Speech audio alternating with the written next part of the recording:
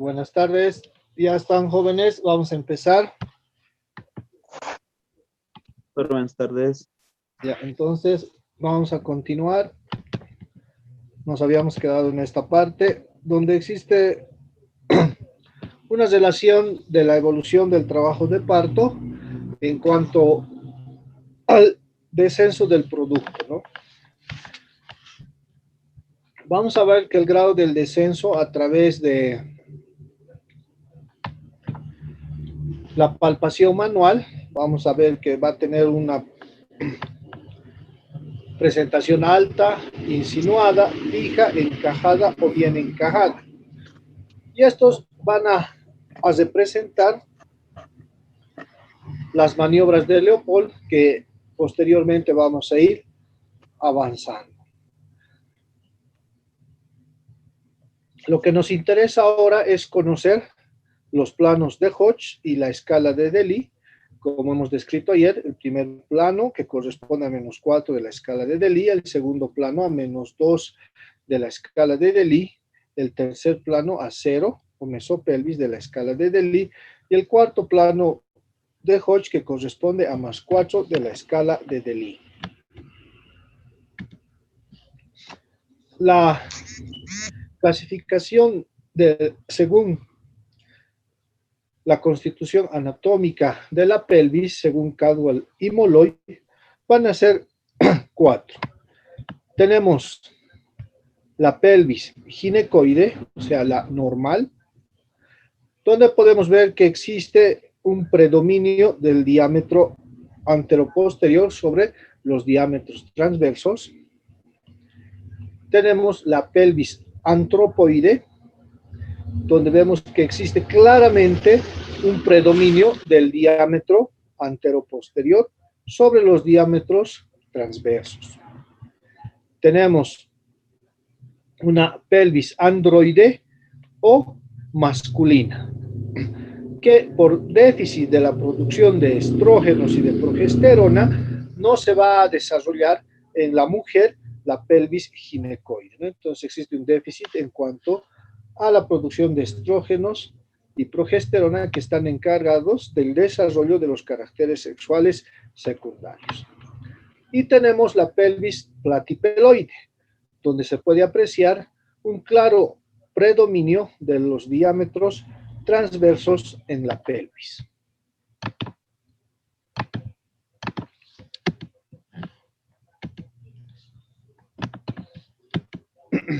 Entonces, esta es la clasificación de TOMS, donde tenemos la pelvis ginecoide, que corresponde a la pelvis dolicopélica, que es la pelvis normal en la mujer.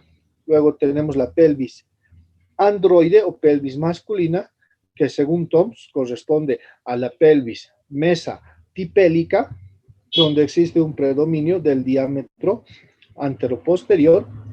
Tenemos la pelvis antropoide o según TOMS braquipélica, y tenemos la pelvis platipeloide, que según TOMS es la pelvis platipélica, donde predominan los diámetros anteroposteriores. Esos son los tipos de pelvis que podemos encontrar durante la valoración de la mujer embarazada para hacer el pronóstico del trabajo de parto. Vale decir, si vamos a poder designar si ese parto va a ir a través de la vía vaginal o va a ir a través de una cesárea. Hablando ya de lo que es la pelvis blanda, vamos a hacer mención de el diafragma pelviano. Y el diafragma pelviano representa un conjunto músculo-fibro-aponeurótico, constituido por dos grupos musculares, un plano profundo y un plano superficial. A su vez, este plano profundo se va a dividir en una cincha precoxigia y en una cincha coxigia. La cincha precoxigia va a tener su punto de inserción en el rafe anocoxigio. Este es el rafe anocoxigio que va desde el coxis hasta el borde posterior del ano, y de este punto, de este RAFE, van a partir los músculos de la cincha precoxígea. Tenemos la carena de los elevadores del ano, que son 3 fascículos. El primer fascículo es el anterior o ilíaco, que parte del RAFE anocoxigio y va a terminar en la cara posterior de las ramas isquiopubianas. Tenemos el segundo fascículo, que es el ilíaco o púbico, que parte del RAFE anocoxigio y termina en la aponeurosis del obturador. Y el último fascículo, que es el fascículo isquiático o posterior, que parte del RAFE anocoxigio y termina en la tuberosidad isquiática. Entonces, estos van a corresponder los 3 haces del músculo elevador del ano. Luego tenemos el músculo transverso del periné. Este es el músculo transverso del periné, que parte de los bordes laterales de la vagina y el himen para terminar en las ramas horizontales y en la rama isquiopubiana. Por último, tenemos el músculo de Wilson, que parte lateralmente hacia los costados de las ramas descendentes del pubis. Entonces, estos 4 grupos musculares corresponden a la cincha precoxígea en su plano profundo. Entonces, repitiendo, tenemos el primer fascículo anterior o pubiano, que corresponde al elevador del ano, el ilíaco, que corresponde al fascículo medio, y el isquiático, que corresponde al fascículo posterior. Y tenemos el músculo transverso profundo del periné, también denominado músculo de Guthrie. Lo propio, aquí podemos distinguir a los músculos del plano profundo en la cincha precoxígea.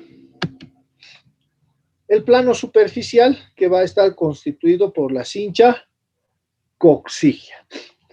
Este plano superficial va a tener su punto de inserción en el RAFE anovulvar o tendón medio del periné. Este es el tendón medio del periné o RAFE anovulvar, porque va desde el ano hasta el anillo vulvar. Este va a tener también 4 grupos musculares. Tenemos el músculo bulbo cavernoso o constrictor de la vagina y la vulva. Este es este músculo y parte del RAFE anovulvar hacia la cara dorsal del clítoris. Todo esto es el músculo bulbo cavernoso, no tanto en la derecha como en la izquierda. Tenemos el músculo esfínter externo del ano. Este músculo va a partir del RAFE anovulvar hacia el RAFE anocoxígeo y se va a entrelazar sus fibras musculares con las fibras del lado contrario, de modo que van a actuar como un verdadero esfínter. Este es entonces el músculo esfínter externo del ano, que parte del RAFE anovulvar al RAFE anocoxígeo. Tenemos el músculo transverso superficial del periné. Este parte del RAFE anovulvar hacia la tuberosidad isquiática, ¿no? Este es el RAFE o el transverso superficial del periné. Tenemos el músculo isquiocavernoso. Este es el músculo isquiocavernoso que parte de la tuberosidad isquiática hacia la cara posterior del clítoris. Este es el músculo isquiocavernoso. Entonces, la cincha coxígea en su plano superficial tiene también 4 músculos: el bulbo cavernoso, el esfínter externo del ano, el transverso superficial del periné y el músculo isquiocavernoso. Entonces, tenemos acá, repitiendo, tenemos el músculo bulbo cavernoso, el transverso superficial del periné, el esfínter externo del ano y el músculo isquio cavernoso. Igual aquí podemos identificar algunos de los músculos como el bulbo cavernoso y el transverso profundo del perine, y aquí tenemos el transverso superficial del perine, al igual que el esfínter externo del ano, que está ubicado en esta región. La cincha coxigia. La cincha coxigia igual va a estar constituido por 4 elementos, 2 ligamentos y 2 músculos. Los ligamentos son el ligamento sacrociático mayor, que parte del sacro hacia la tuberosidad isquiática. Y tenemos también el ligamento sacrociático menor, que parte del coxis hacia la tuberosidad isquiática. Y tenemos el músculo isquio-coxígeo, que parte de la tuberosidad isquiática hacia la punta del sacro y hacia la punta del coxis. Y el otro componente va a estar constituido por los fascículos posteriores del músculo glúteo mayor. De esta forma está constituido el suelo perineal, constituyendo un segmento de la pelvis blanda. Entonces tenemos 2 ligamentos y 2 músculos, ¿no?, que constituyen la cincha coxigia. El ligamento sacrociático mayor, sacrociático menor, el músculo coxígeo y los fascículos posteriores del glúteo mayor. Si tienen alguna pregunta.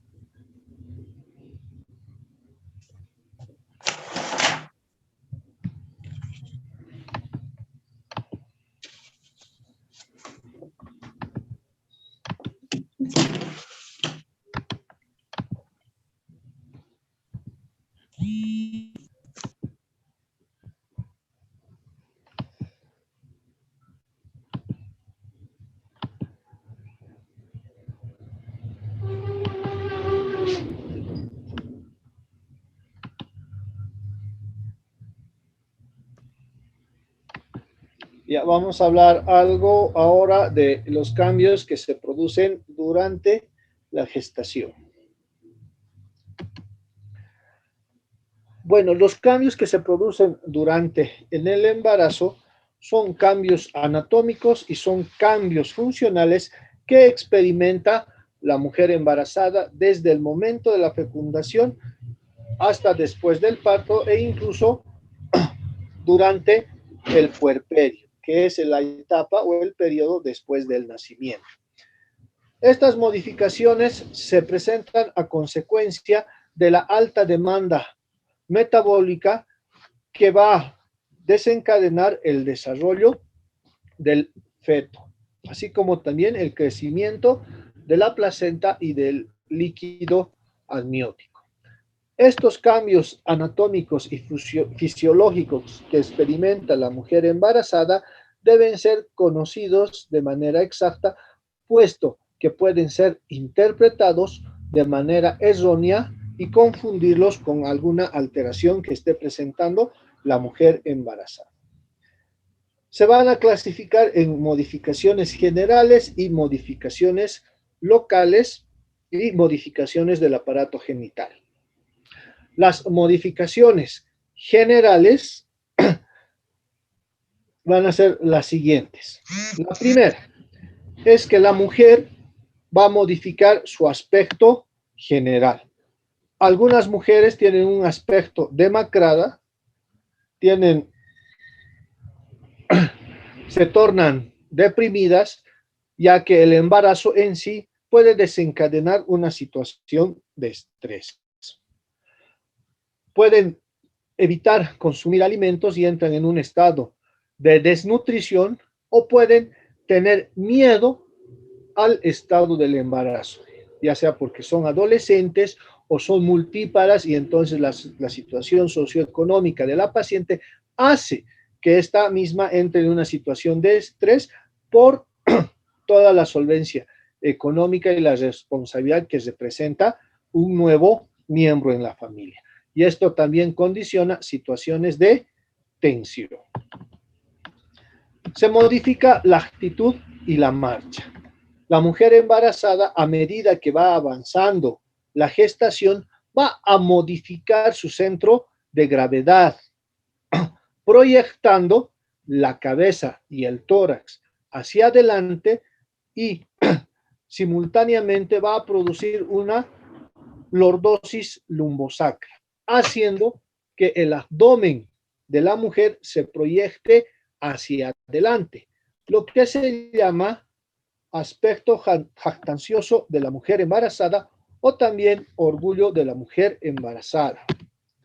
Entonces podemos ver que proyecta el abdomen hacia adelante, por eso se llama, como lo denominó Shakespeare, aspecto jactancioso de la mujer embarazada, ¿no? Existe una lordosis lumbosacra de compensación porque proyecta la mujer la cabeza y el tórax hacia adelante.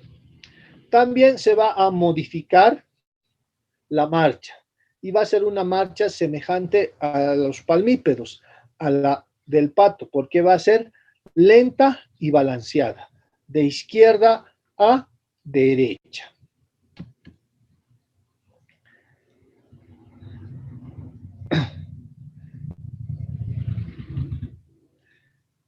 El peso va a incrementarse durante la gestación. Tenemos un límite inferior del aumento del peso y un límite superior del aumento de peso en la mujer embarazada. Como límite inferior al final de la gestación, la mujer tiende a aumentar 6 kilogramos. Como límite superior, la mujer embarazada tiende a aumentar 15,6 kilogramos. Pero como término medio, al final del embarazo, la mujer tiende a aumentar 11 kilogramos.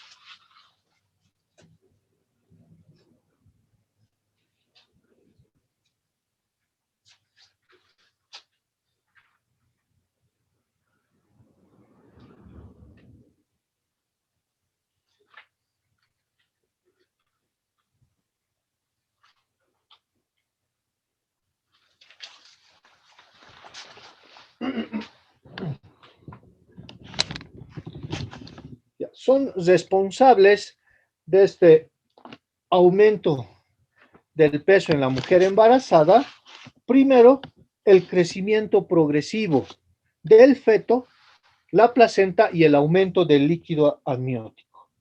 A esto se va a sumar el crecimiento del útero y de las glándulas mamarias. Y también se va a sumar como tercer aspecto al aumento del peso corporal de la mujer embarazada, la retención de líquido extracelular. Entonces, vemos en este cuadro que va a aumentar el líquido intravascular a razón de 1000 ml, el intersticial 1500 ml, a esto se suma 1000 ml de los tejidos nuevos, el crecimiento del útero y las mamas, y también el crecimiento del feto y sus anexos, reteniendo aproximadamente 6 litros con 700 cc. Todo este líquido va a ser retenido en la mujer embarazada y cuyo efecto es entrar en compensación en el momento del parto para prevenir un shock hipovolémico por la pérdida excesiva de sangre que pueda producirse durante el parto o la cesárea. Es importante que durante el control prenatal tengamos la precaución de controlar el índice de masa corporal y clasificar a la mujer embarazada dentro de la ganancia de peso establecido, como hemos mencionado, para poder determinar el grado de obesidad y de esta forma también poder especificar algunas patologías asociadas como la obesidad, la hipertensión y la diabetes. ¿Por qué se retiene estos líquidos en el organismo materno? Una teoría menciona que los estrógenos aumentan considerablemente durante la gestación. Estos estrógenos van a alterar el grado de polimerización de los mucopolisacáridos y van a modificar la sustancia fundamental, haciendo que el tejido conjuntivo acumule grandes cantidades de agua y electrolitos, especialmente el sodio. Entonces, esta es una de las teorías que explica la retención de líquido en la mujer embarazada. Otra teoría menciona la bipedestación, que cuando la mujer está de pie, hay un estancamiento de las venas de los miembros inferiores y esto ocasiona una disminución del volumen efectivo de sangre circulante, disminuyendo así el gasto cardíaco. Y a consecuencia de ello va a aumentar la secreción de la hormona antidiurética y esta a nivel renal va a hacer que se absorba más agua. También va a existir una disminución del flujo sanguíneo renal con disminución del filtrado glomerular, haciendo también que de esta forma se reabsorba más sodio y más agua. Otra teoría menciona que la compresión del útero gravídico sobre las venas pelvianas hace que se retenga más líquido en los miembros inferiores. A esto se asocia que durante el embarazo el hígado rota hacia la derecha, produciendo una constricción de la vena cava inferior a nivel del diafragma y de esta forma también aumentando la congestión de las venas en la región de la pelvis y en los miembros inferiores. Al existir esta congestión, aumenta la presión intravascular y también va a aumentar la presión venosa femoral, condicionando un pasaje del líquido del espacio intracelular al espacio intersticial. Otra teoría de por qué se retiene líquido en la mujer embarazada es que existe una hipoproteinemia. Entonces, esta hipoproteinemia provoca una disminución de la presión coloidosmótica, haciendo que el líquido pase del espacio intracelular al espacio intersticial. Y por último, la última teoría menciona que va a existir un aumento de la permeabilidad capilar. Y este aumento de la permeabilidad capilar va a hacer, por ende, que pase el líquido intracelular al espacio extracelular. Debemos tomar en cuenta, siempre que realicemos el control de una mujer embarazada, que los kilos que tiene que aumentar por mes no tienen que superar los 2 kilogramos. Vale decir que si hoy, junio, le peso a esa paciente y está con 68, al otro mes tiene que estar 69. No debe llegar a 70. Y esto, si sucede, debe hacerme sospechar de que estamos frente a una hipertensión inducida por el embarazo, también conocido como toxemia gravídica, o estamos frente a una posible alteración en cuanto al desarrollo del producto como una macromosomía fetal. Otra de las modificaciones generales que se presentan es el aumento de la temperatura basal de la mujer embarazada. Esto se presenta en los 3 primeros meses. Va a aumentar de la temperatura basal normal que tiene esa paciente entre 0,3 a 0,6 grados centígrados.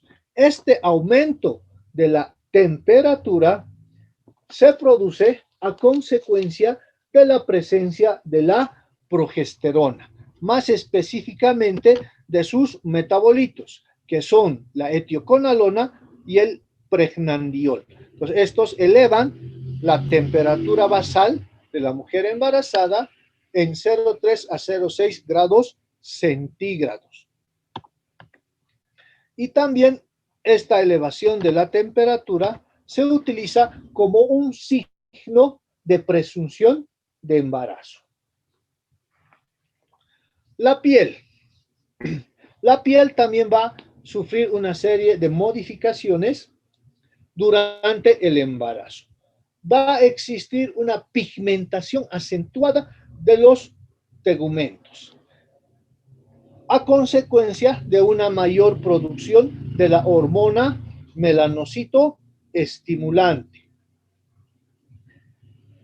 Esta aparición del aumento de la pigmentación es mucho más frecuente encontrar en mujeres morenas y tiene una distribución específica. Va a aumentar la pigmentación en la región de la frente, los pómulos, las alas de la nariz y el labio superior. Y esto se conoce como cloasma del embarazo o máscara del embarazo. Han debido ver algunas mujeres que sí presentan un aumento de la pigmentación en la cara en estas regiones que acabamos de describir. También el aumento de la pigmentación se va a presentar en la glándula mamaria, acentuando la pigmentación de la areola primaria y formando la areola secundaria. O sea, la areola secundaria se forma durante el embarazo. También se van a pigmentar o van a aumentar su coloración las efélides, o sea, las pecas, las cicatrices, y vamos a poder observar también un aumento de la pigmentación de la línea media umbilical. Y cuando realizamos el examen obstétrico vemos una línea café que se llama línea parda o línea negra de la mujer embarazada. También aumenta la pigmentación de los genitales externos. Entonces podemos ver acá el cloasma o máscara del embarazo.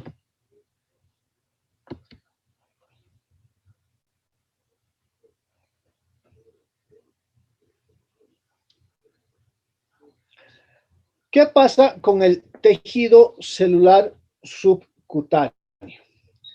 El tejido celular subcutáneo va a comenzar a acumular el tejido graso específicamente en la región del abdomen y en la región del tercio superior de los muslos. ¿Qué modificaciones sufren los músculos en la mujer embarazada? Van a sufrir, a consecuencia del estímulo estrogénico, un proceso de hiperplasia y un proceso de hipertrofia. Sobre todo los músculos que se encuentran en la región dorsal lumbosacra y en la región del abdomen. ¿Por qué estas dos regiones? Para el esfuerzo del pujo en el momento de la expulsión del feto durante el periodo expulsivo, ¿no? Cuando está la paciente ya a punto de expulsar su producto y se produzca el nacimiento, entonces estos músculos se contraen y ayudan al esfuerzo del pujo para expulsar el feto y este salga al exterior a través de los genitales. ¿Qué pasa con los huesos? Va a haber depósitos de calcio que se van a depositar en varios huesos y este calcio va a acumularse y va a formar lo que se conoce como osteofitos gravídicos. Esta acumulación de calcio que forma los osteofitos gravídicos se van a distribuir en la cara interna del cráneo, en la cara interna de la pelvis y la sínfisis del pubis, así como también en las articulaciones sacroiliacas y el cartílago del esternón.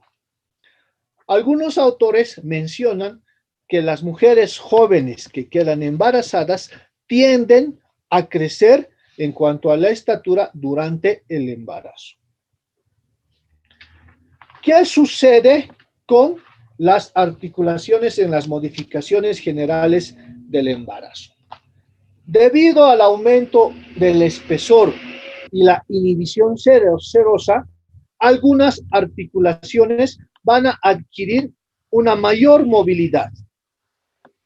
Estas articulaciones que adquieren mayor movilidad son la sínfisis del pubis, la articulación sacroiliaca, la articulación de la columna lumbosacra y la articulación de los miembros inferiores.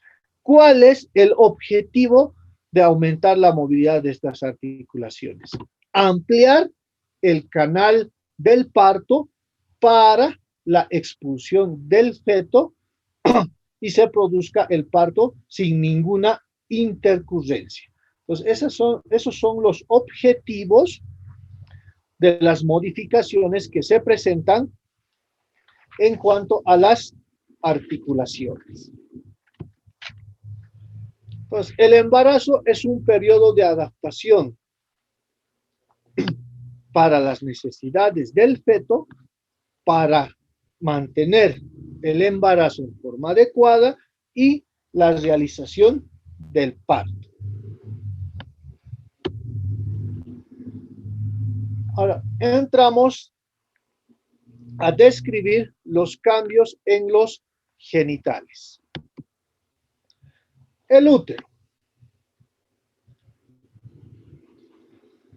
El útero se va a caracterizar porque va a aumentar su tamaño de un diámetro de 7.5 por 5 por 2,5 centímetros a 35 por 25 por 20 centímetros. Entonces, el útero aumenta su tamaño considerablemente, puesto que va a ser el órgano que va a alojar al producto y también se va a encargar del desarrollo de la placenta y el aumento del líquido amniótico.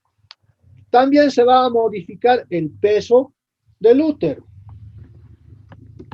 De un peso de 50 gramos va a llegar a pesar 1000 gramos al término del embarazo. Su forma va a ir modificando secuencialmente. En la no embarazada tiene una forma de una pera aplastada de adelante hacia atrás, por eso tiene la forma periforme. A la 8ª semana adquiere un aspecto globular y luego a la semana 16 va a volver a la forma periforme. Su posición, de una posición intrapélvica en la mujer no embarazada, va a tener una posición intraabdominal, llegando incluso a establecer un contacto con la pasilla costal. Consistencia. Durante el embarazo, el útero va a disminuir su capacidad de contracción, de manera que su consistencia va a ser algo más ablandada que en la mujer no embarazada.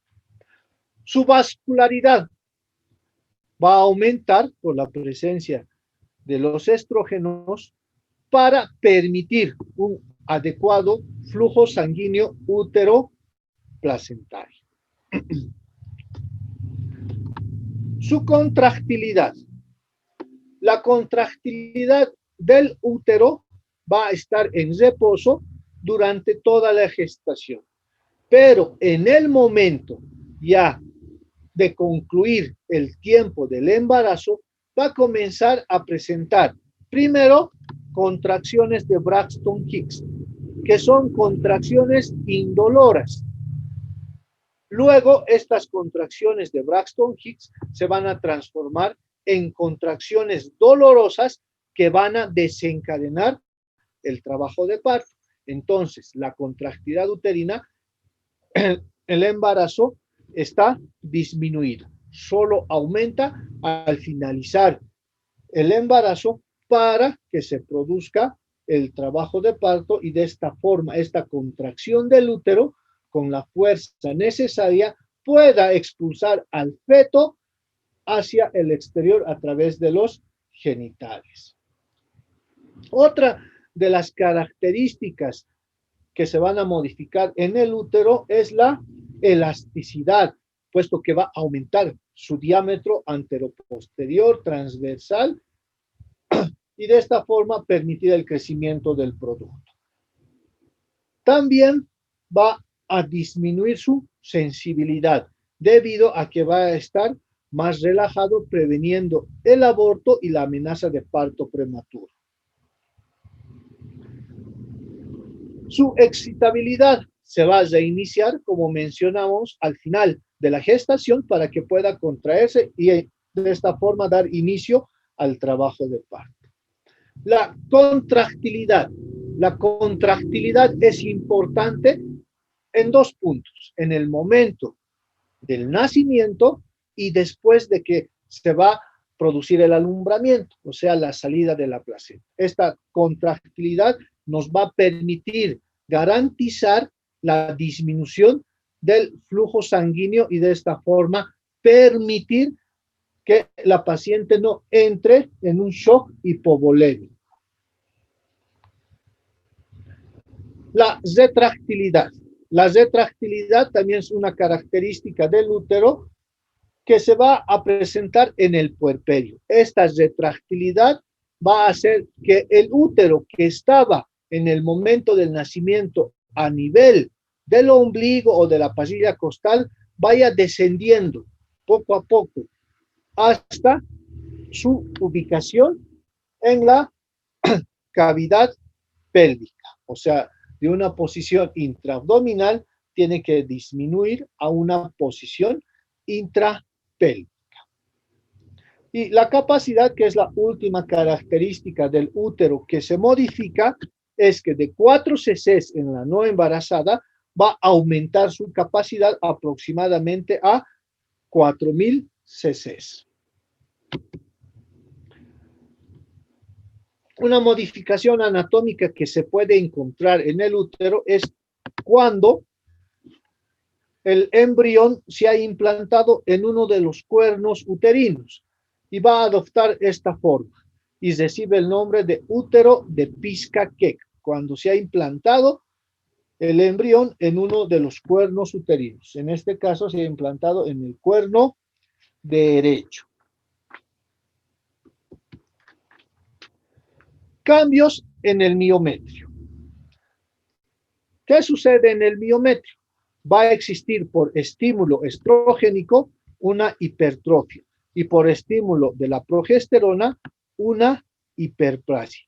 Va a hacer que estos dos procesos fortalezcan el músculo uterino para que tengan la fuerza necesaria de contracción y expulsar al feto. ¿Cuándo empieza este proceso de hipertrofia e hiperplasia? A la semana 14 del embarazo. Simultáneamente se está produciendo esta hiperplasia y esta hipertrofia, se va a formar el segmento uterino inferior, que parte desde el istmo hasta el orificio cervical externo y va a contribuir en la formación del canal que va a comunicar el útero con la vagina. Entonces, ¿qué pasa con el segmento uterino superior o cuerpo uterino? El peritoneo o perimetrio se va a encontrar firmemente adherido. El miómetro, como hemos mencionado, va a sufrir un proceso de hiperplasia e hipertrofia. Además, que se van a desarrollar las capas plexiformes musculares del útero para contraerse y evitar el sangrado después del parto. El endometrio, que cambia de nombre durante el embarazo y se llama decidua, se va a encontrar bien desarrollado. A este se van a adherir las membranas corioamnióticas. La actividad en el cuerpo del útero, esta no va a estar estimulada sino hasta el momento del parto. ¿Qué sucede con el segmento uterino inferior? Este segmento uterino inferior se forma después de la 12ª semana del desarrollo y se extiende desde el istmo, que mide 0,5 centímetros, hasta el orificio cervical externo y va a alcanzar una longitud de 0,5 a 10 centímetros. ¿Qué pasa con el perimetrio a nivel del segmento uterino inferior? Este está pobremente adherido y al estar pobremente adherido es el punto donde se disecciona para realizar la cesárea. El miometrio solo va a tener dos capas, una capa externa longitudinal y una capa interna circular. Va a faltar la capa en 8 de plexiforme. La decidua está pobremente desarrollada y las membranas corioamnióticas están pobremente adheridas. La actividad es pasiva, pero va a participar en el borramiento y la dilatación del orificio cervical interno, del conducto endocervical, del orificio cervical externo y la cúpula vaginal, para entrar a la vagina y de esta forma el producto pueda ser expulsado. En esta imagen podemos apreciar el cuello del útero de una mujer no embarazada. Tenemos acá el orificio conducto endocervical y esto es la cúpula vaginal. Aquí está el cuerpo uterino, el cuello del útero y entre el cuerpo y el cuello del útero se encuentra el istmo. ¿Qué pasa en la mujer embarazada? Aquí tenemos el cuerpo del útero y tenemos el inicio del segmento inferior, que va desde el istmo hasta el orificio cervical interno. Todo esto es el segmento uterino inferior, que mide de un inicio 0,5 milímetros hasta 10 centímetros. Este se va a unir al cuello y va a formar el conducto cérvico segmentario de Brown, por donde va a salir el feto. Tenemos el anillo de Band. Este anillo de Band es el límite de la unión fibromuscular y se puede apreciar durante el trabajo de parto. Si es que podemos realizar la práctica, vamos a poder apreciar la contracción y la formación del anillo de Band. Entonces, el segmento inferior se va a formar durante el embarazo y va a tener su máximo esplendor de desarrollo durante el trabajo de parto.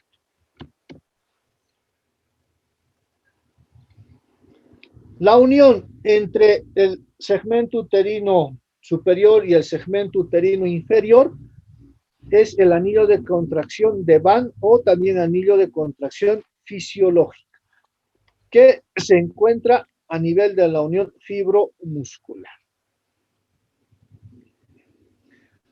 ¿Qué pasa con las arterias a nivel del útero?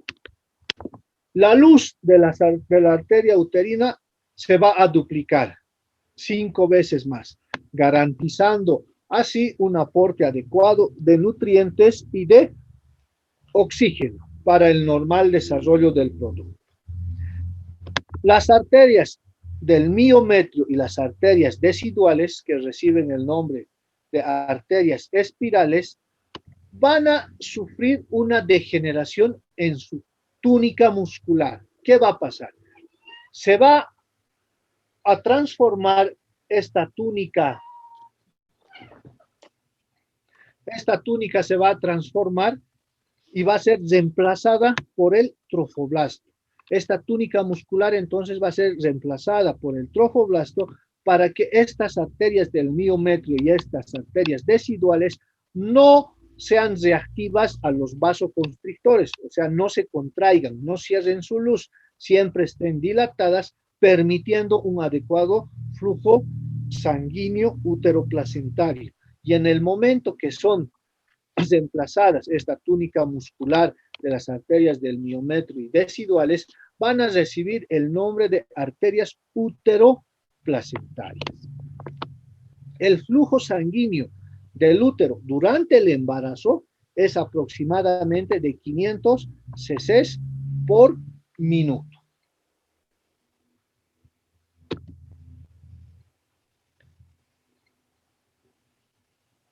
¿Qué pasa con el cuello del útero o con el cérvix? Este se va a hipertrofiar y va a adquirir un color azulado debido al edema, a la congestión y a que se va a aumentar la vascularidad a nivel del cérvix. Después del embarazo va a aumentar la secreción cervical, se va a tornar espesa y se va a situar en el conducto endocervical para formar el tapón mucoso del embarazo. La función de este tapón mucoso del embarazo es impedir que los microorganismos puedan ingresar hacia la cavidad del útero e infectar al feto. Va a existir una ligera ectopia cervical debido a que el epitelio endocervical va a proliferar y va a ir a cubrir al epitelio exocervical. En esta imagen podemos aprovechar y ver las diferencias que existen entre el cuello de una nulípara, o sea, de una paciente que no ha tenido partos. Vemos la cúpula vaginal, los fondos de saco, el orificio cervical externo, el conducto endocervical y el orificio cervical interno. En una paciente que ya ha tenido parto, podemos apreciar la cúpula vaginal, los fondos de saco, y en algunas ocasiones, como podemos apreciar acá, el orificio cervical externo se encuentra entreabierto. Tenemos el conducto endocervical y el orificio cervical interno.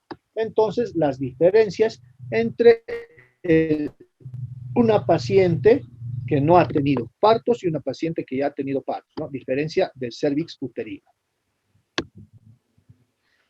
Cambios en la vagina. La vagina, debido también al estímulo de los estrógenos, se vuelve más suave, más tibia, húmeda y aumenta sus secreciones y va a adquirir un color violeta. Y si nosotros realizamos la especuloscopía, vamos a ver un color azulado en la vagina y esto se conoce como signo de Chadwick. Y este signo de Chadwick que le da la coloración violeta azulada a la vagina es por el aumento de la vascularidad a ese nivel.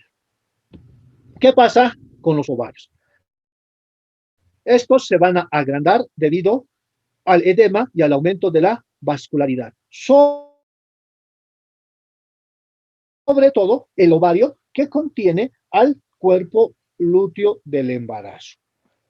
El cuerpo lúteo va a tener su función de producir progesterona aproximadamente hasta la semana 16. Después va a degenerar, ya que la función de la producción de progesterona se va a hacer cargo a partir de la semana 16, la placenta. También en el ovario se van a anular la ovulación y esto por la excesiva producción de estrógenos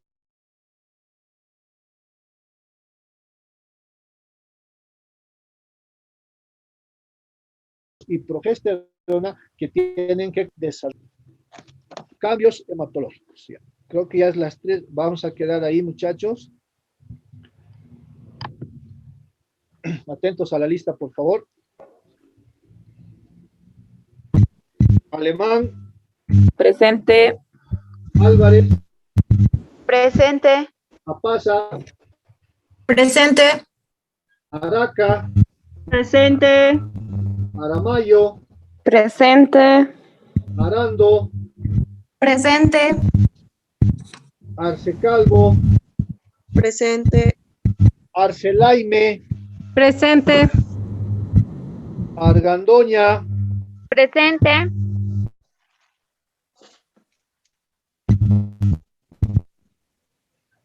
¿está Argandoña?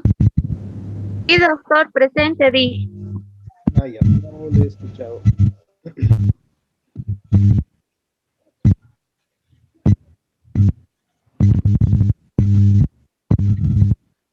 Arismendi, Presente, doctor.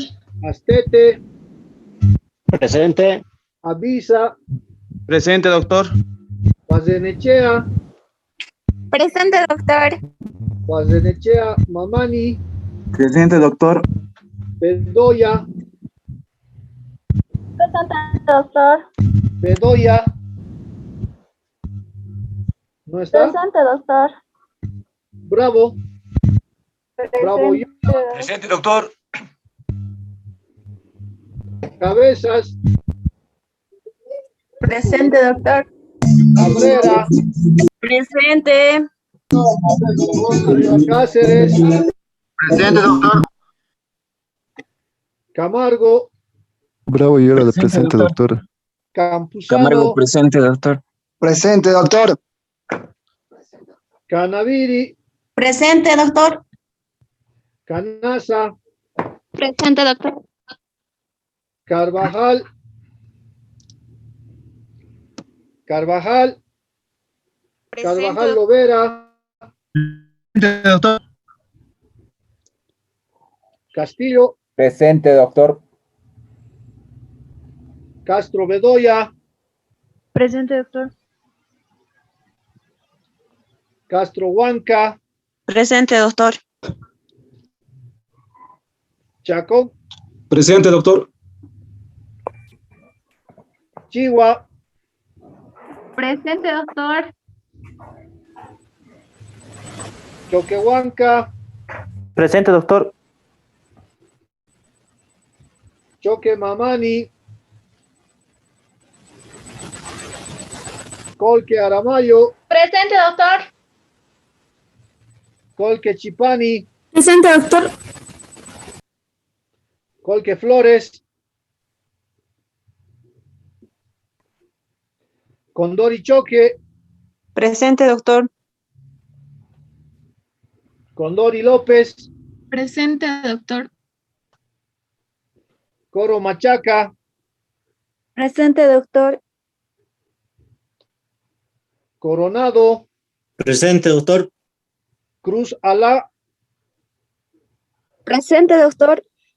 Cruz Romero, Presente, doctor. Cruz Verónica, Presente, doctor. Cruz Villarpando, Presente, doctor. Durán, Presente, doctor. Equice, Presente. Espinosa Segarra,